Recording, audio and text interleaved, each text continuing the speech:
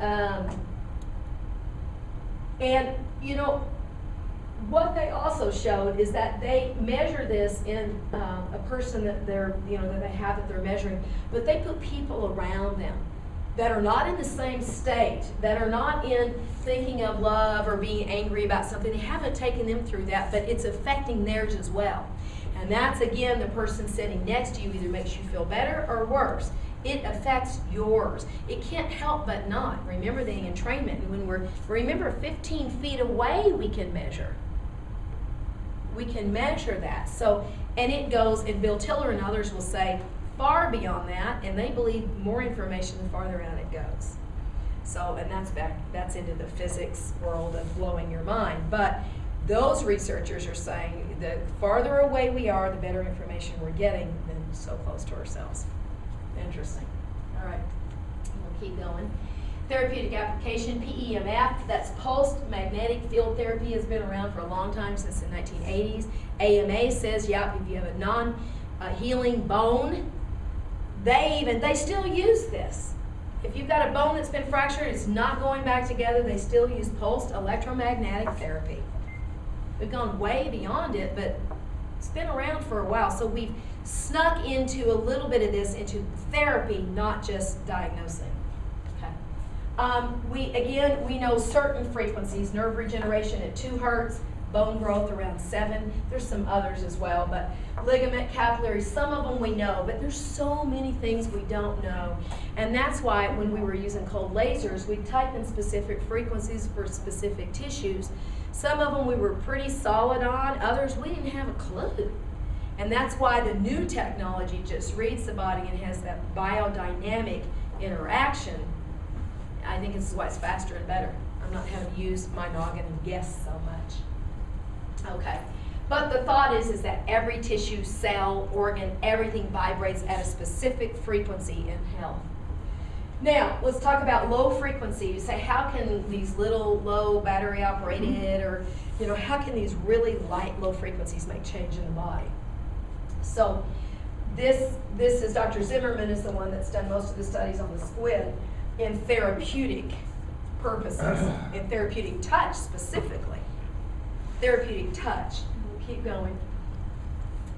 This is an interesting one with therapeutic touch. This is where they found that before a person was touched, you can see the frequencies enduring, and what they found was that the signal varied in frequency now. Frequency, not amplitude, but frequency in 0.3 to 30 hertz, with most of the activity in the range of 7.8 hertz. Where's the Earth's electromagnetic field? 7.8 hertz. Most of the activity from those therapeutic touch people was between 7 and 8 hertz.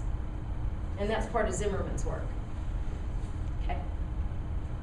These again are some of the ones that we can see when it's clinically being trialed, and seeing which frequencies jumpstart a healing process in specific tissues. So we know they're specific, we just don't know all of them. So we're not quite there yet.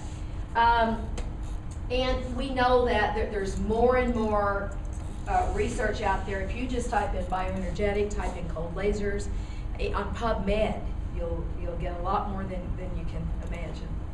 Okay. Just keep it in mind, in 1 cubic, this is, everybody knows Dr. Bohm. In 1 cubic centimeter of empty space, the amount of energy is much greater than the total amount of energy in all matter in the known universe.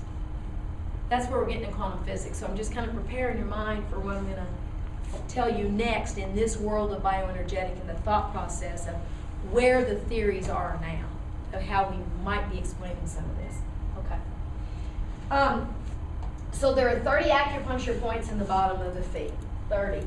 So the research, you can go to the next one. The research was, and you can go past that, I already talked about the cheetah. Action at a distance. I think she rearranged my slides, but but we'll talk about it. If you can't get your head wrapped around some cold laser or some device making change in us, what is your electronic car key and the television changer or radio antennas. It's all about frequency traveling through space and making change. Okay. So here we are back to acupuncture meridians. It's thought in the biomeridian world, whether it's using an electronic, magnetic device, therapeutic touch, therapeutic injections, when you're tapping into that matrix, they believe that the acupuncture meridians are actually, because they don't correspond to the nervous system, why do they work so well? They believe that they're the portals into the matrix that we're talking about, okay? High-speed communication, and they reach into all parts of the organism. So this is an interesting study in 1998. This was in the Proceedings of the National Academy of Sciences. The challenge was to the acupuncturist, all right, you say that the bladder meridian, which is in the foot, has to do with vision. Now, if it really does, if you needle that point, it should light up in the proper cortices in the brain. We all know that would be the occipital area, right? It's going to light up there. If you're truly tapping into that, that's what it'll do. Well, it showed it. It lit up. So they got all excited and went, wow, oh my gosh, you just put a needle in the foot and it lit up the proper area. They don't know why. They don't, we didn't even try to explain why, but it worked. And what was interesting that you can't see is that light and sound got there faster in that same point than the needle. That's why, and I'm an acupuncturist, I don't acupuncture very much anymore, and when somebody just loves it, I'll do it. I'm using electromagnetic therapies on those acupuncture points, and it's faster and better than the needle. And documented, already documented. And this has been, this study's been around a while. Isn't it interesting how some of these studies get buried? And it was a pretty significant, larger study, well-known study out of a major university. But we can't explain it, so we don't want to talk about it. That's the way it goes, except for researchers like yourself who want to dig in. And we'll keep going. Resonance, and we talked about this just a little bit, is that coupling effect, and if you hit a tuning fork and there's another tuning fork just sitting here, you don't touch it, it will start vibrating if they're at the same frequency. That's part of this, cells communicating to one another that way and us communicating with each other. And what's interesting is that just being a musician, before I went to medical school, I taught violin and piano for years. But I would teach the young children, because it was Suzuki method by ear before they learned how to read. We would teach them to tune their violins to the piano, so when we played together it would sound bigger and better. That's why the orchestra tunes to A440. It's the frequency of 440 hertz. And if everybody's tuned to 440, it's a bigger sound because of the resonance and the coupling. Everybody's vibrating off of each other's instruments. When I would teach the young children how to tune their violin, they knew if they were at A440 because they would play their violin string and the piano A would start playing with no one there, nobody tapped it, the ghost in the piano would play. We called it the ghost in the piano, but that was this theory. And musicians get it. They go, well, yeah, doesn't everybody know about, the coupling effect and that, that we have a bigger sound? Our bodies work the same way. We already know radio transmitters and receivers, and we believe that cells have resonance like that as well. Okay. If you can't get your head wrapped around that these little subtle energies make a big difference, or can make a big difference, this one I love. This is USAA Today, March 4, 2002. Let me just talk you through this slide, because this is just, I think, says a lot about subtle energies. Yeah, 5 minutes. Okay.